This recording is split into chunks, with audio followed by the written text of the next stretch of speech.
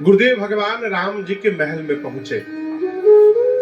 राम जी बाहर निकलकर गुर आगमन सुनत रघुमाना था, द्वार आई पद नायो माथा।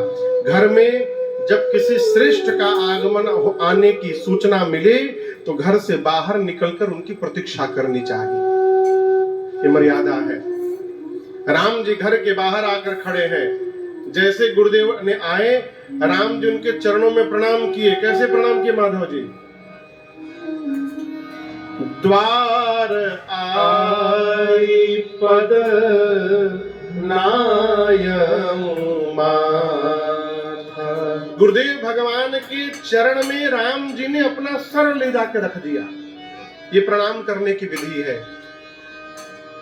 स्वागत करके भीतर लाए, बिठाए, 16 प्रकार से पूजन किए, षोडशोपचार। अब पूजा करने के बाद दोबारा सीता मैया के साथ मिल के प्रणाम किया राम जी ने। और प्रणाम करके राम जी हाथ जोड़कर बोले, गुरुदेव, सेवक के घर में अचानक यदि स्वामी आ जाए तो इससे बढ़कर सेवक का कोई मंगल नहीं हो सकता। गुरुदेव, आप मेरा मंगल करने आए। सेवक सदन स्वामी आगमन, यही मंगल का मूल है। लेकिन गुरुदेव, उचित तो ये था कि आप अपने आश्रम में राम को बुलवाते।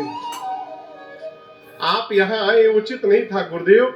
आप मुझे बुलवाए होते, मैं आपके पास आता। लेकिन आज अपने प्रभुता का त्याग करके आपने मेरे ऊपर कृपा कर दी है। प्रभुता तजी प्रभु कीन स्नेहु, भयउ पुनीत आज यह गेहु। आज ये मेरा घर पवित्र हो गया। गुरुदेव, कहिए क्या आज्ञा है मेरे लिए? गुरुदेव ने कहा, राम, आज रात्रि में आप अन्न नहीं खाएंगे। राम जी बोले, जो आज्ञा गुरुदेव। फल खाएंगे? जी आज्ञा गुरुदेव। दूध पिएंगे, पेय आहार करेंगे? ठीक गुरुदेव। भूमि पर शयन करेंगे? भूमि पर? राम जी बोले, जो आज्ञा गुरुदेव। कोई विशेष हेतु? गुरुदेव ने कहा, राम, यदि ब्रह्मा जी आज की रात्रि को ठीक से निकाल दिए, तब कल आपके पिताजी आपको युवराज बनाने वाले हैं। प्रातः आपका अभिषेक होगा कल। तो गुरु जी सीधा बोल सकते थे कि कल प्रातः काल अभिषेक होगा आपका। ये बोलने की क्या आवश्यकता थी कि यदि ब्रह्मा जी आज की रात ठीक से निकाल दिए? ये कहने की क्या आवश्यकता थी? आप समझ रहे हैं? यदि इतना छोटा शब्द है लेकिन इतना प्रभावशाली है। किसी व्यक्ति के बारे में बोलिए, ये बड़े अच्छे हैं, साधु हैं, बड़े महात्मा हैं, सज्जन हैं, शीलवान हैं, गुणवान हैं, धर्मात्मा हैं, भक्त हैं, लेकिन इतना बोलने के बाद आपने लेकिन बोल दिया ना, तो सब खत्म हो गया। आदमी तो बड़े अच्छे हैं लेकिन कंजूस हैं, खत्म हो गया ना हो। ब्रह्मा जी बोले, गुरुदेव बोले, यदि ब्रह्मा जी आज की रात ठीक से निकालेंगे तो कल आप सवेरे युवराज बनेंगे। गुरु जी ने इशारा कर दिया, राम, आज की रात ठीक से निकलने वाली नहीं है, आप अपनी रचा बनाइए। राम जी देवताओं को बुलाए रात में ही, और बुलाकर बोले, हाथ पे हाथ धर कर बैठे हो, कल प्रातः काल युवराज बन जाऊंगा, और यदि मैं युवराज बन गया तो फिर हो गया तुम्हारा कार्य पूरा। अब देवता तो काटने लगे। इंद्र बोले, हमारी कुर्सी का क्या होगा? इंद्र बोले, कुर्सी तब मिलेगी जब मैं यहां से बाहर जाऊंगा। कुछ करो रात में कि मैं अयोध्या छोड़कर वन में जाऊं।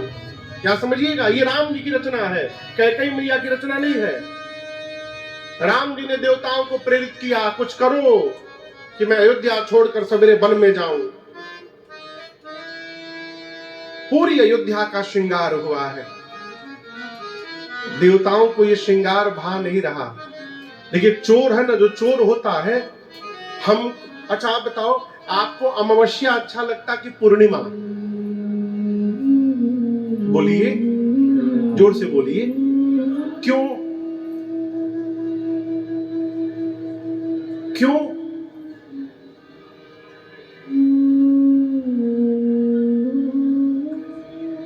पूर्णिमा क्यों अच्छा लगता है?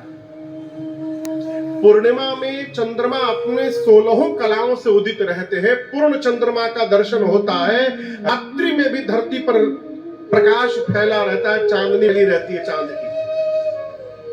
अमावस्या के दिन अंधकार रहता है। अमावस्या को नकारात्मक ऊर्जाएं तीव्र हो जाती हैं।